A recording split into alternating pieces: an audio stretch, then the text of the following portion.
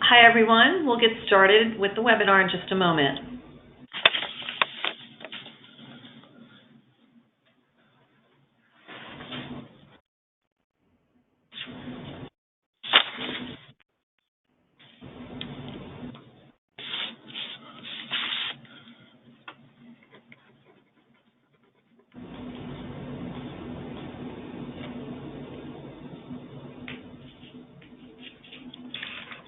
Hi, everyone.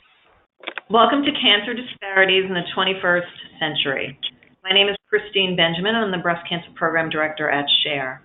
But before the presentation begins, I'd like to tell you just a little bit about SHARE. SHARE is a nonprofit organization that has been helping people through breast and ovarian cancer for the last 42 years by offering the support of those who have been there. SHARE offers many services, including a helpline, telephone and in-person support groups, and educational programs. All services are free of charge to participants. For more information, visit our website at sharecancersupport.org. All participants will be muted during the presentation. When Dr. Brawley finishes speaking, we will begin the Q&A discussion. You are welcome to submit questions during the presentation through the question pane in the control panel on your screen. The webinar is being recorded and will be available on the SHARE website in about a week or so. So now I'd like to introduce our speaker. Dr. Otis Brawley is the Bloomberg Distinguished Professor of Oncology and Epidemiology at Johns Hopkins University. He is an authority on cancer screening and prevention and leads a broad research effort of cancer health disparities in the School of Medicine, the Bloomberg School of Public Health, and the Sidney Kimmel Comprehensive Cancer Center, focusing on how to close racial, economic, and social disparities in the prevention, detection, and treatment of cancer. He is a member of the National Cancer Institute Board of Scientific Advisors and the National Academy of Medicine. Welcome, Dr. Brawley. Thank you so much for being here today. Oh, thank you for having me. It's wonderful to be here and wonderful to work again with SHARE. Shall I start with the presentation? Yes, please. All right. So I truly do appreciate this, and I like this newer method of communicating with people. It's actually kind of neat. So I'm going to start.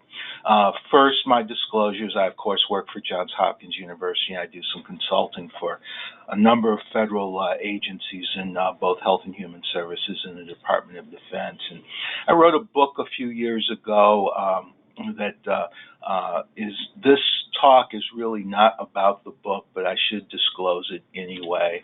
I want to talk about what's going on in cancer, today, and talk a great deal about disparities in cancer. First, we want to talk about something that's happened very importantly over the last 40 to 50 years or so, and that is that we have advanced our definition of what cancer is. Literally, the definition of cancer that we use today is very different from the definition of cancer that we used in 1975. 1975, really until 2000, much of the definition of cancer was a 19th century definition from a pathologist named Virchow. Rudolf Virchow in 1853, with his students, did a series of autopsies on people who had died of metastatic cancer. And he's the person who worked out how you do a biopsy, slice the tissue thin, mount it on a glass slide. He stained it first with carmine and then later with the H&E stains that we still use today. And he was a marvelous artist, and he was obsessed with the microscope.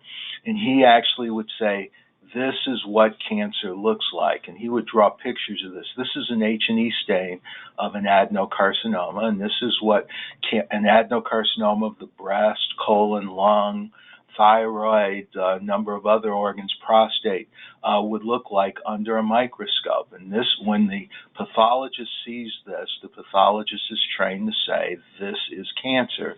The patient has cancer. Well, that was worked out for us in 1853 by Virchow and really continued on into the 21st century. But you have to realize that over the last 160 some odd years, we've got an X-ray, mammography, which is X-ray of the breast, ultrasound, computerized tomography or CT or CAT scans, magnetic resonance imaging or MRI. Then we had various markers like prostate-specific antigen for detection of prostate cancer, and now, just in the last 20 years or so, stereotactic biopsy technology. And so keep in mind, when Rectal first defined cancer, he was talking about people who died of widely metastatic disease. And indeed, I should point out, Rectal was one of the first people to point out that cancer does spread throughout the body. Here you have a bone scan, and almost all of these black marks in the skeleton are the spread of a metastatic adenocarcinoma. In this instance, this is a breast cancer. But all the patients that Rectal said had that pathology had metastatic disease. Now today, with all of these new technologies, we can find a very small lesion in the breast, and indeed this, I'm talking about the very, very small white spot within the larger white spot there. And with stereotactic biopsy technology, we can actually stick a needle in something that's 4 or 5 millimeters in size, very, very small, get a piece of what we see with that stereotactic biopsy, send it to a pathologist, and the pathologist mounts it on a slide and stains it just like Rectal did in 1853, looks at it through a microscope and sees this. The pathologist is going to say, the patient has cancer. And so we have diagnosed someone with a very small breast cancer. Now, what we started realizing is some of these very small lesions that are breast cancer are not genomically programmed to spread and kill. Yes, they fulfill the definition of cancer, but they are not clinically significant in that if left alone, they're going to just stay there and not going to grow, spread, and eventually kill the patient. Now, I mentioned the words genomically. These are just some of the various genes that we're starting to find in lung cancer, an adenocarcinoma of the lung. And I should point out, when I graduated from medical school in the mid-1980s, we were taught that there were 2 kinds of lung cancer, non-small cell lung cancer, and I still don't know why we call it that, but we called it non-small cell lung cancer and small cell lung cancer. Today, when we look at non-small cell lung cancer and we look at it genetically or genomically, there are now nearly 80 different kinds of non-small cell lung cancer. Some of these diseases being very different from the others in terms of how they behave and indeed also how they should be treated. And so the 21st century definition of cancer really takes into account the histology of Rectal in the 1850s and the genomics of modern day oncology. And we're starting to look at some of these genes that are mutated or overexpressed. In breast cancer, you've heard of some of them: estrogen receptor, HER2/neu, progesterone receptor, even EGFR. And we're starting to realize that there are differing kinds of many of the cancers, the organ system cancers that we talked about in the past.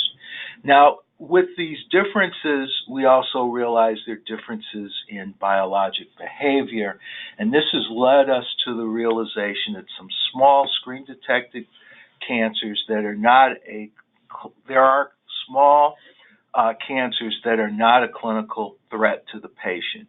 And indeed, in a world of screening, we find some cancers and cure some people who don't need to be cured. And we're working very hard now to determine those tissues that are non-threatening and need to be watched versus those that are threatening and need to be treated. And some of you are familiar with some of these efforts, things like Oncotype DX and some of the genomic testing of breast cancer now. That is actually allowing us to ramp up and intensify our therapy on people who have very aggressive disease and tone down our therapy for people who have less aggressive disease. In breast cancer, we're not observing anybody with cancer yet. In prostate cancer, on the other hand, using some pathology as well as, in some instances, some genomic testing, we are now today in the United States, about half to 60% of men with screen-detected localized prostate cancer, their initial therapy is observation, and indeed most of those men will never be treated in their lifetime because we're getting that good at being able to tell a man with a screen-detected prostate cancer that he does not need to be treated, which is ironic because it was only 15 years ago that all screen-detected prostate cancers, the men were told you need to get definitive treatment in the next week or two, and it needs to start in the next week or 2 weeks. Okay, so the concept of overdiagnosis in cancer is simply that there are some cancers that, yes, they fulfill the biopsy criteria for cancer, but they don't need to be treated. When we look at various types of cancers, and epidemiologists can look at incidence rates and mortality rates and make estimates, it's 10 to 20% of screen-detected lung cancers. It's 10 to 50% of mammographically detected invasive breast cancers. Personally, I think it's somewhere in the neighborhood of 20% or so. It's up to 80% of ductal carcinoma in situ, or DCIS, which most of us think of as a pre-cancer versus as a cancer.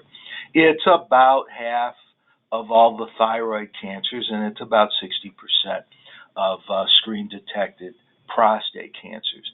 These are the cancers that are never going to progress. Now, the issue, of course, is being able to say, Miss Jones, you have the type of breast cancer that's of no threat to you.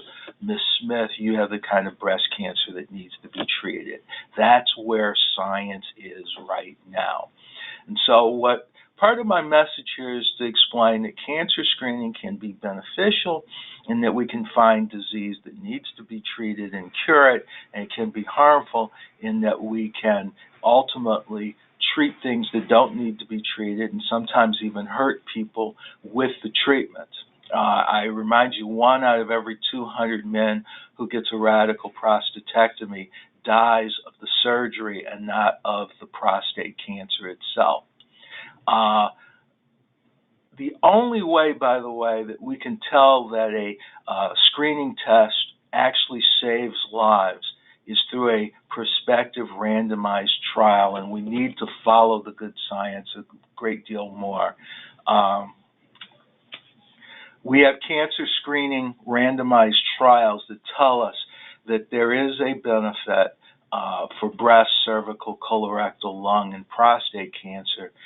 In lung and prostate cancer, those randomized trials tell us that there actually is a substantial amount of overdiagnosis, overtreatment, and people's quality of life can be effectively very much changed by the screening and diagnosis. And so I think most respectable organizations right now recommend informed decision-making regarding lung and prostate cancer as opposed to just saying people should get it. Let me give you some examples. In the National Lung Screening Trial done by the National Cancer Institute, it showed that for every it showed a 20% reduction in cancer mortality. And that's what the newspapers picked up, and that's what you heard about in the news media. Now, what the study also showed was for every 5.4 lives saved, 2 people had complications due to an invasive procedure caused by the screening test, and 1 person died as a result of being in the screening program and getting an invasive procedure. And the study, by the way, did show that those who had greatest risk of lung cancer had the greatest benefit, but they also had the greatest harms. Some professional organizations today encourage lung cancer screening, and some healthcare institutions have put lung cancer screening in their business plan as it can be a profit center. but I think some more responsible professional organizations recommend informed decision-making regarding lung cancer screening. There are some people who are very concerned about lung cancer and should get the screen. There are some people who are more concerned about side effects of screening and perhaps ought not get the screen, and it's really patient choice.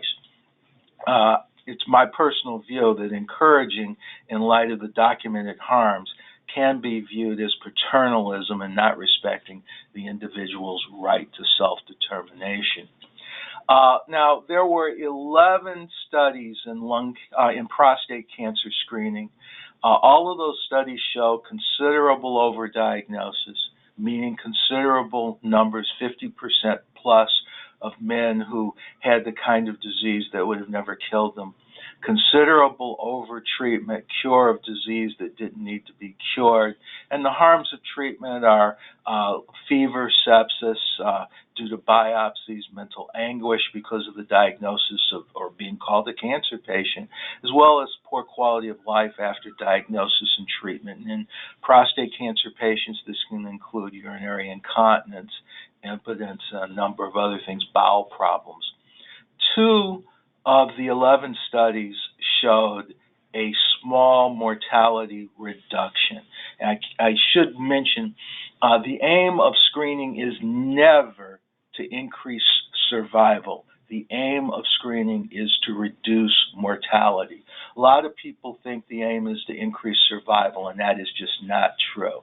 Now, all 11 of these prostate studies did have some flaws in them, but they all showed considerable overdiagnosis, considerable overtreatment, harms of treatment, and 2 of the 11 showed that there is a benefit to screening. The best of those studies that showed a benefit to screening showed that if you have 1,000 men who are age 55 and they choose to get regular screening until age 69, 100 of those men will be diagnosed with prostate cancer. Now, the number of that 100 who are treated is declining in recent years. By age 74 of the 100 men will die of prostate cancer. That is 1,000 men screened starting at age 55, going until about age 70. Now, of 1,000 men who choose not to be screened, there will be 60 diagnosed with prostate cancer along the way due to symptoms, and 5 will die from prostate cancer. Now, the 5 per 1,000 dying going to 4 per 1,000 is the 20% relative risk reduction that you hear about associated with prostate cancer screening. That is, 1 life out of the 1,000 men screened regularly will be saved, but it is at a cost of 40 additional prostate cancer diagnoses. And unfortunately, in prostate cancer, the 96 guys who were diagnosed with prostate cancer all think that they're the one guy whose life was saved. And so we have a lot of people going around pushing prostate cancer screening when in reality the scientific numbers are not nearly as good as one would like. Prostate cancer screening is ripe for confusion and distrust. Many people who mean well promote screening and don't understand the nuances. Many promote screening because it is a money maker for hospitals, unfortunately. And this, of course, causes a great deal of confusion and distrust that leads to some disparities in the receipt of care beyond prostate cancer. We're going to talk about disparities in just a little bit. I'll also note that quality of treatment is incredibly important for outcomes, that is, quality of all sorts of treatment, to include surgery and radiation and even observation, which is a form of treatment. And increasing the volumes of people who are diagnosed with any disease through screening can tax and diminish the quality of a treatment program. Those of us who are medical administrators actually have to worry about screening programs causing increased numbers of cancer patients, many of whom have these overdiagnosis cancers, and the increased numbers diminishing the quality of care for the people who have the types of cancers that actually need to be treated. I want to point out in breast cancer, this is a very wordy slide, but this is Jeannie Mandelblatt and the CISNET group, which is a group of mathematical modelers and statisticians and oncologists put together by the National Cancer Institute. They actually looked at what was going on in breast cancer in the period of about 2013. And they asked a couple of different questions and mathematically modeled them. And in order to understand this, you have to realize that 1/3 to 40% of women who are diagnosed with breast cancer in the United States have something in their treatment that is less than optimal. And if we were to fix the quality of breast cancer care in the United States for all women by 2025, that would save more lives than going from the current 60% getting screened to, say, 90 to 100% getting screened.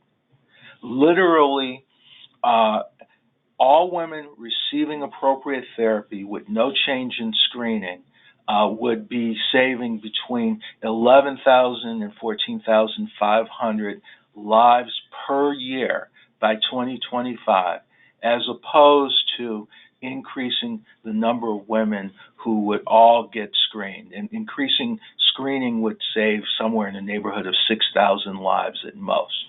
And so I just like to point out that sometimes people are pushing screen, and don't realize we need to preach appropriate treatment, appropriate treatment, appropriate treatment. Now, let's talk a little about disparities.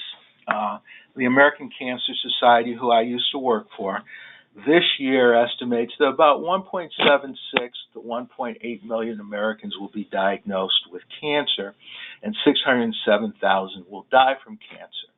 There has been an age-adjusted decline in the death rate of 26% from 1991 to 2016. And you can see that here. These are all age-adjusted, so it takes away the fact that there are more older people alive in 2015 than in 1900.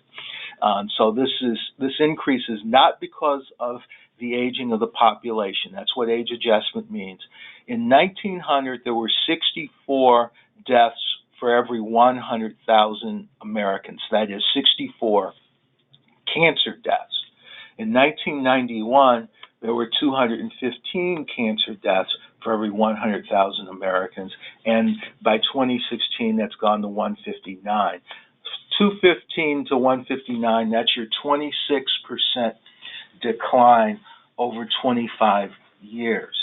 Now, it's my belief that we in the United States are always in the screen and treat, but we need to start thinking, why is it that it went from 64 per 100,000 in 1900 to 215 per 100,000 in 1991? And is there something we were doing that we can stop doing to actually lower that number? And indeed, half of the 26% decline is due to smoking cessation, prevention of cancer. Smoking cessation started in the late 50s, early 60s. Actually, in 1955, 55% of American men smoked. In 1965, it was 35% of American women, and those were the two peaks for men and women. And we're down around 15% for men and a little less than that for women today. Half of the decline, that 26%, is due to improvements in screening and treatment in a couple of diseases, especially breast and colon cancer. Now let's talk about disparities. First, we need to know that we frequently talk about disparities by race. These are the racial categories that are given to us by the Office of Management and Budget. And they usually give us racial categories about 2 years before every census. And all of the data that we collect in the United States by governments for health and other things have to use these racial and ethnic categories. These are the current racial and ethnic categories that were used in the 2010 census. In terms of ethnicity, there's only two ethnicities, Hispanic and non-Hispanic. In terms of race, these are the 5 races that they utilize. I should point out that these categories is used by the OMB, and by the way, OMB has been releasing racial definitions for over 120 years now. These are socio-political and not biological categorizations according to the Office of Management and Budget definition itself.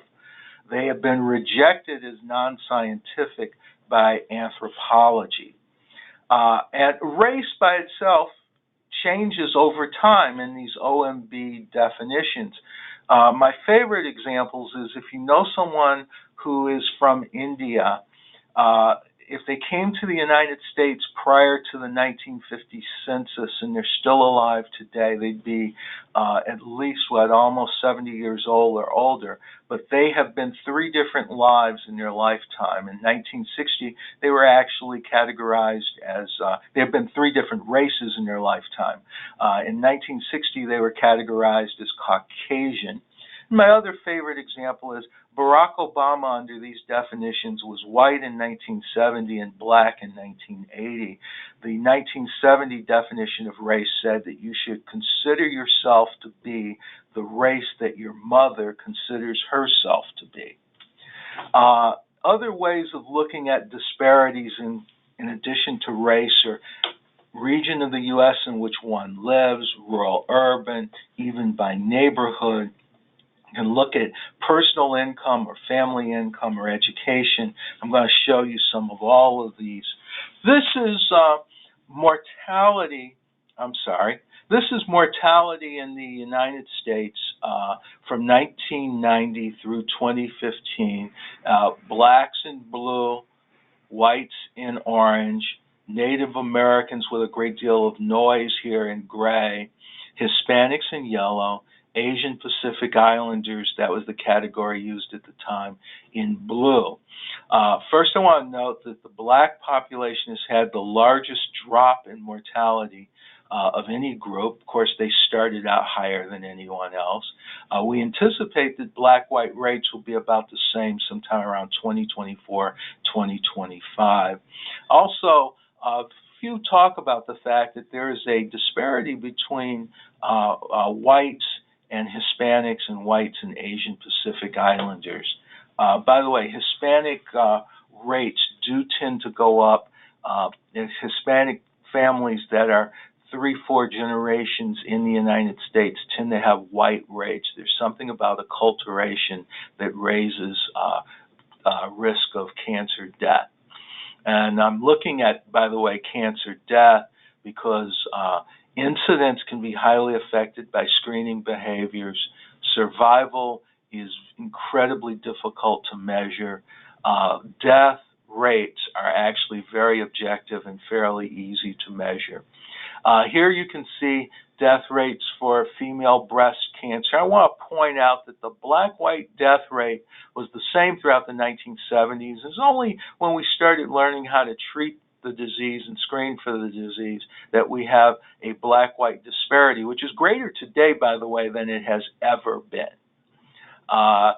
Male and female colorectal cancer, again, there was not much of a disparity at all. Indeed, it went the other way for men with colorectal cancer in the 1970s. Screening and improvements in treatment came about, and we have this increasing disparity, which is starting to get closer and closer.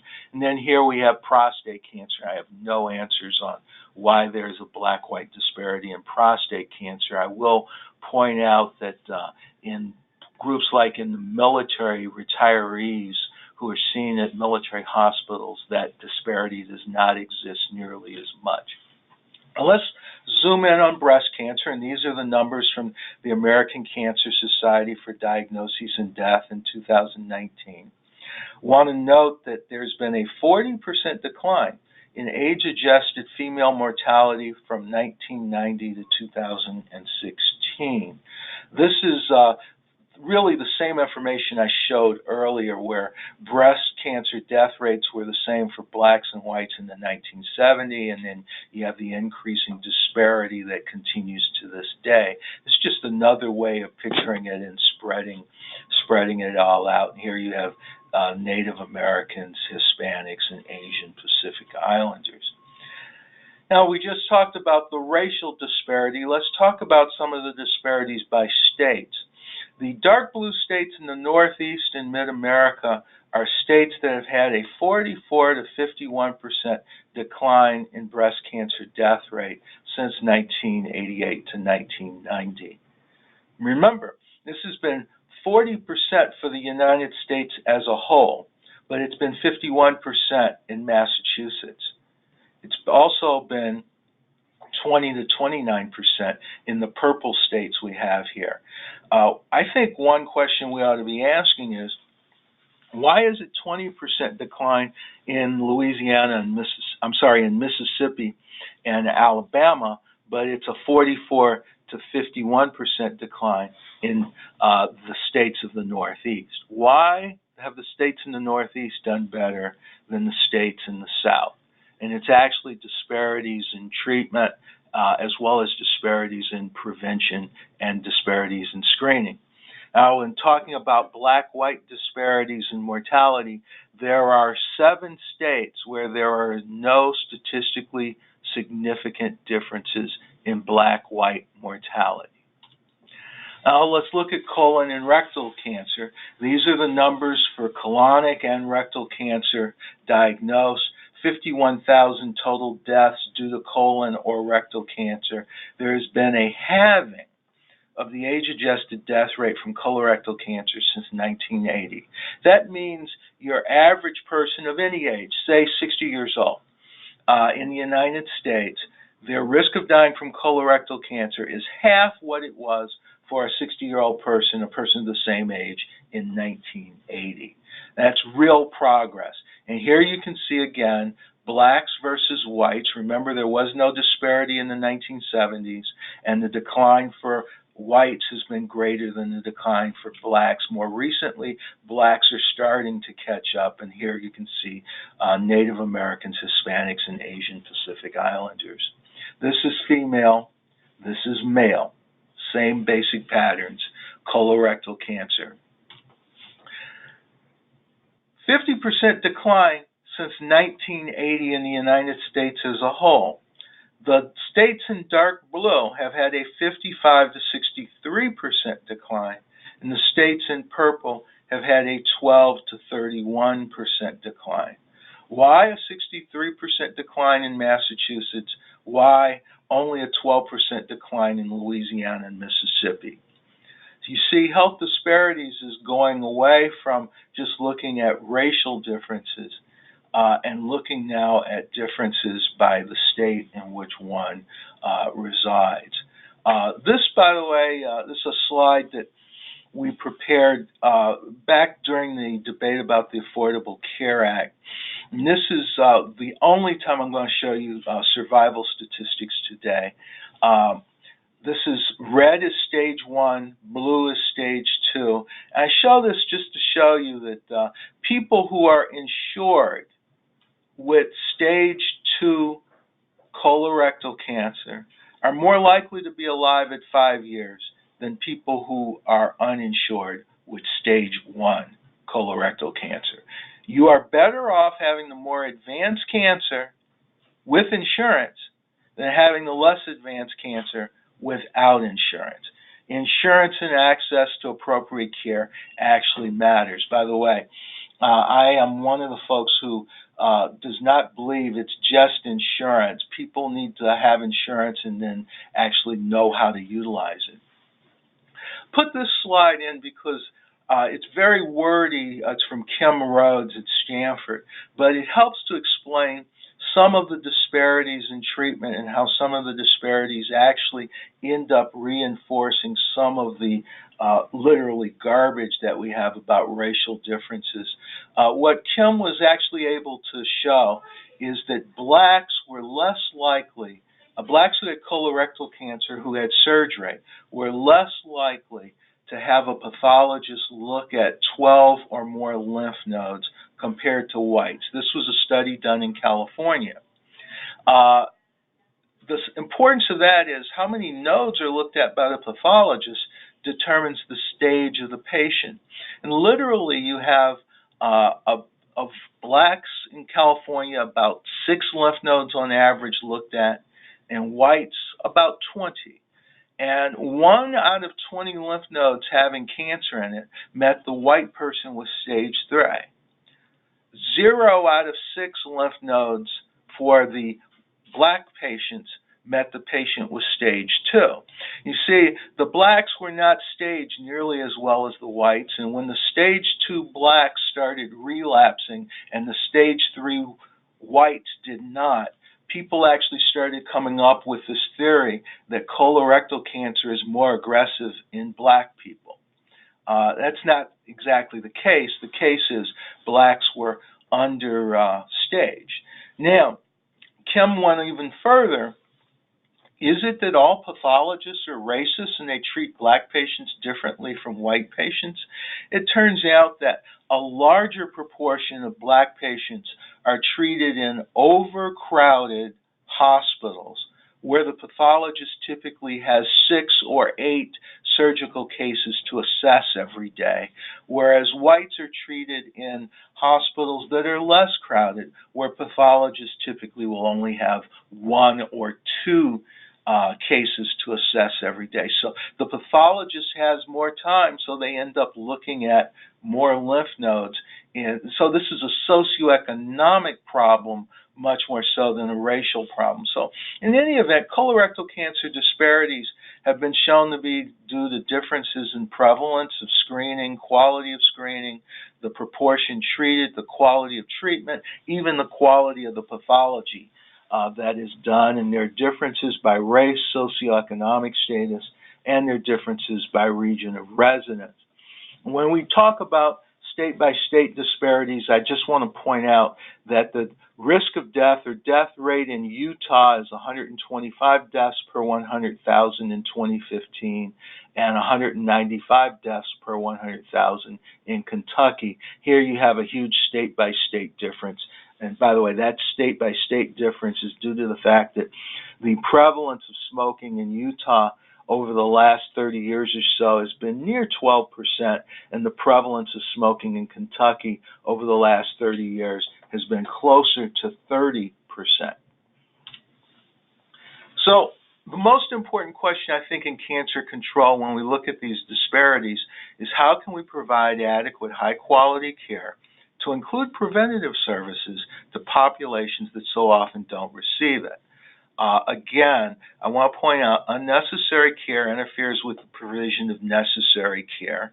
That's the case of the colon cancer pathology and seen in other things as well. And state-by-state disparities are increasing with the Affordable Care Act. These are states, this is the latest states map. The dark blue are states that have extended Medicaid such that adults can get into Medicaid. The light blue states are states that are about to implement it, and the orange are states that have not extended Medicaid. And so I suspect we're going to see more state-by-state disparities into the future because we have substantial numbers of people in the orange states who are unable to access adequate health insurance, therefore unable to get adequate health care. I also want to point out that population disparities always increase when there's scientific progress in medicine. You saw the black-white disparity in colorectal cancer and breast cancer that started around 1980. That was due to improvements in our ability to screen and treat. It's also going to occur as we develop precision medicine and immunotherapy. And I will also note new preventive interventions are less likely to cause significant disparate outcomes. For example, there are no racial or socioeconomic disparities in smallpox because we have a good preventative for smallpox. The the importance, again, of getting adequate care to include preventative care to all peoples. I'm going to sum up and end by just looking at a couple of black-white race things and then talk about who is the disparate population in terms of cancer in the United States. This is a study by Becky Siegel and Ahmadine Jamal to actually show that educating Black Americans actually is more powerful for reducing risk of death than giving them white death rates. First you need to know college-educated Americans are just high school-educated Americans have a lower death rate from cancer than non-high school, and college-educated Americans have even a lower death rate. And so it is more potent to give a Black man a college education than to give him white cancer death rates. Education is incredibly powerful. It's powerful for Blacks, it's powerful for whites, it's powerful for everyone. Here, these are the number of Blacks aged 25 to 64 in 2007 who would not die if Blacks had the same education levels as whites in terms of high school, college, and so forth. And you can see the number of deaths prevented for men and for women. These are the number of deaths prevented if we gave the Black population white death rate. So you can see education is much more powerful. Now, the American Cancer Society every year gives these estimates. You've seen the 607,000 will die from cancer this year. We simply ask the question, how many would die if all Americans had the risk of death of college-educated Americans? And the answer is 455,000. Now, this is the risk of death of college-educated Americans. This means that they have the same diet and exercise pattern, the same smoking pattern, the same ability to realize that they may have a medical problem, the same access to health care, and the same ability to utilize that health care as college-educated Americans. This is not a new treatment, this is not a new screening test, but nearly 1/4 of all cancer deaths would go away if all Americans got what we think all Americans should get. Now, this is obviously not doable because these people would have had to have developed smoking and diet histories in some instances 50, 60, 70 years ago that parallel or equivalent to those who have college education. But this is this difference here, this is the disparity. This is the group of people who would not die if we could get everything to everybody in the population. Now, that 152,000 preventable deaths, I want to point out the majority of those preventable deaths are white. About 100 to 110,000 are actually people who consider themselves white Americans. And so I'm going to end by saying the issue of disparities in health is not just a racial minority issue, it's really a human race issue. How do we get adequate care to all people at all ages of life? And this is my final slide. A lot of people are into equality. I'm into equity. Equity means that certain populations need a little bit more than others in order for us all to get to the same place. And so thank you very much. This is a picture of the old Johns Hopkins Hospital, which is just across the street from where I'm giving this lecture. This is the building where Osler used to walk, and it's under a dome. Osler used to walk around with his young doctors in training, and that's where the word rounds comes from. We still use the word rounds. That's why doctors round in the morning. And these Osler's students used to live in the tower here under the dome, and that's where we get the word residence today. And so those of us who did medical residencies, that's where the name came from this building. So thank you for listening to me. Thank you, Dr. Otis. So we have a few questions that already came in, and anyone listening, I would like to encourage you to write a question in the question pane, and then we will go ahead and read it to Dr. Otis. So I have a question. If you can go back to slide number 52.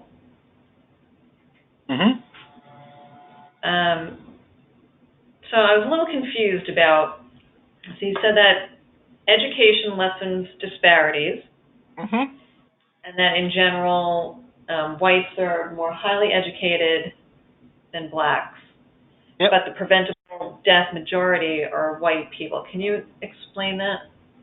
Well, there are a lot of white people who don't have high school educations. The white population in the United States is much larger than the black population. 60+% of Americans are white, and it's just a way of saying there's a lot that can be done to prevent deaths in the white population. Got it. So some questions that came in earlier. What do you think the role of advocacy is now in order to change disparities? Well, I think advocacy can be incredibly important, but advocacy has to have a scientific base. I see a lot of advocacy pushing breast cancer screening, for example. I never hear advocacy talking about adequate breast cancer treatment. I've seen a lot of advocacy pushing prostate cancer screening and not understanding how sophisticated it is. By the way, I've seen advocacy that was funded by drug companies and hospitals, and I've seen advocates be puppets of those who make money off of lack of science. So while I am very supportive of advocacy, I think advocacy needs to be responsible and understand the science and understand what conflicts of interest are, both emotional and financial.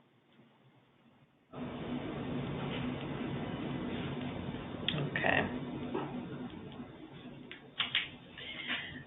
So someone is talking about the disparities or the level of participation in clinical trials by people of color.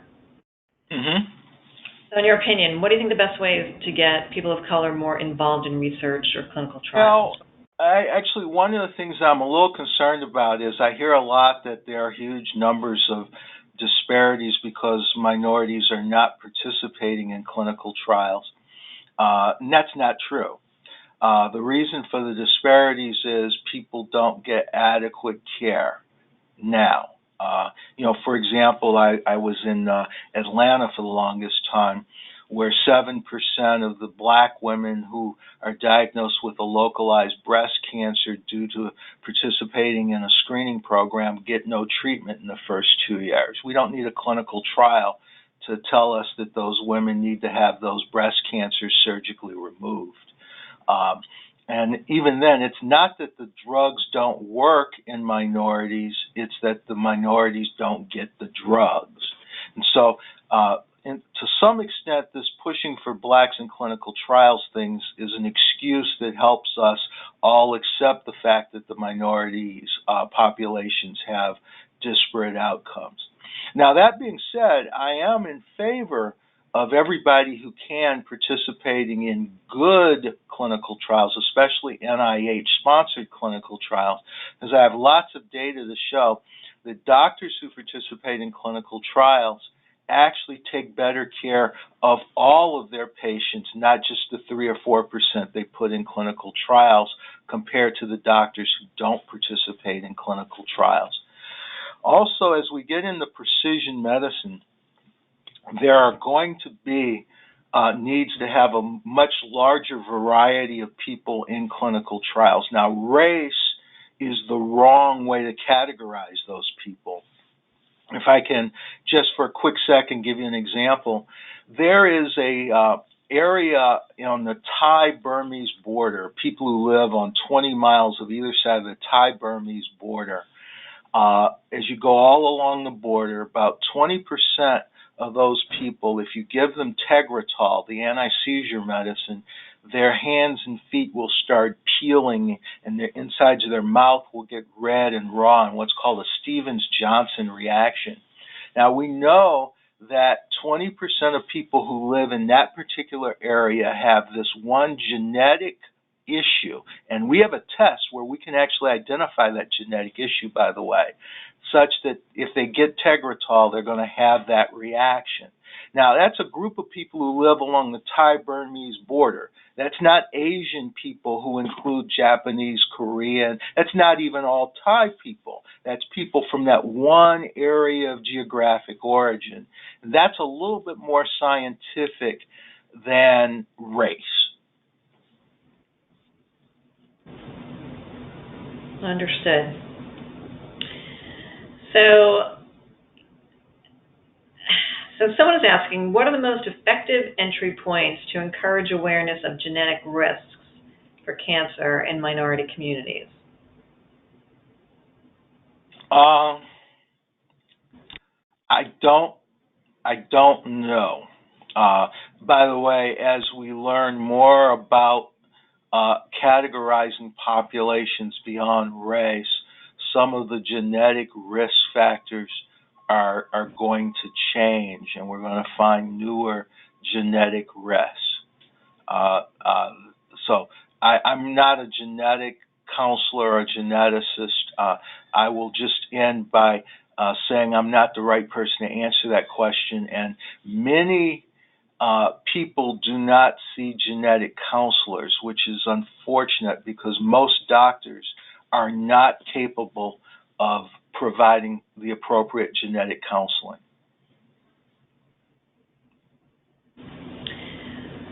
So another question is, what can the medical profession do to help reduce disparities? The biggest thing that all of us need to start stressing much more is prevention of disease. I didn't talk about the obesity trends in the United States over the last 40 years, but they are significant. And by the way, most people don't realize that most people know the number one cause of cancer in the United States is smoking, and that's about 30 to 33% of all cancers are due to smoking. Most people don't realize that between 25 and 30% of all cancers is due to what we call energy balance, which is the combination of too many calories, not enough exercise, and obesity. It's a three-legged stool. A lot of people say obesity, but it's really too many calories, not enough exercise, and obesity. Second leading cause of cancer, linked to at least a dozen different cancers, breast, prostate, uterine, even to some of the leukemias. And prevention in that area, actually now we tend to love to use imaging in the United States. We've got data now to show that 2% of all cancers is due to medical imaging, radiation from X-ray, CT scan, bone scans, nuclear medicine scans, that sort of thing. If we could stress prevention, I think that's really, really important. Then we need to stress getting people adequate care and the ability to utilize that care. I'm a great fan of navigation programs that help people utilize the care that once they have access to that care. Those are the things that I think are most important for reducing disparities. And I want to again point out, most people always think about screen and treat and not about prevention. And is there a particular part of the navigation process that you think is vital? Well, I can't really identify one more so than the other. What I like is when a navigator is available to the person whenever the person needs it throughout the entire journey. By the way, I should point out palliative care is also helping to provide some of that, the palliative care movement, which is really looking at quality of life of the patient while they have the disease, getting away from the 50-year-old the definition from the 1950s of palliative care as keeping people comfortable while they're dying.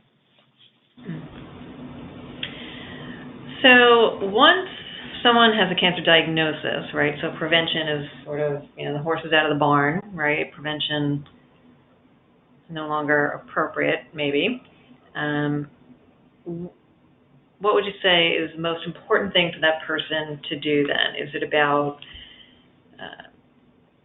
Well, some of the prevention principles still hold. I have great data to show that women with breast cancer who gain weight are more likely to relapse than women who have breast cancer who are able to keep a normal body weight. Women and men with breast and prostate cancer who exercise are less likely to lose muscle mass, less likely to have osteoporosis, and less likely to have a lot of complications. So some of the prevention principles still work.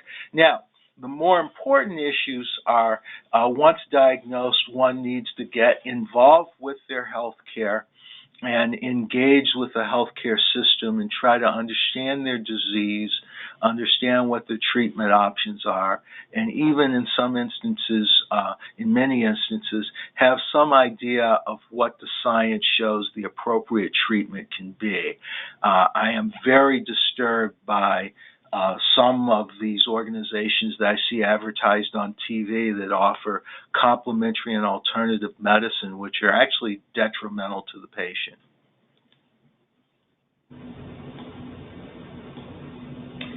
I'm not sure this question means, someone just wrote in and maybe you know what it means. Do you think that meeting the need for, quote, health for all, end quote, will reduce disparities in the U.S.? Yeah, I think that universal health care or universal access to health care is vital to reducing disparities. Now, my definition of health care includes preventative counseling services and efforts to prevent disease, as well as appropriate screening and appropriate diagnosis and appropriate treatment. And so I am very much for universal access to health care when that health care includes prevention.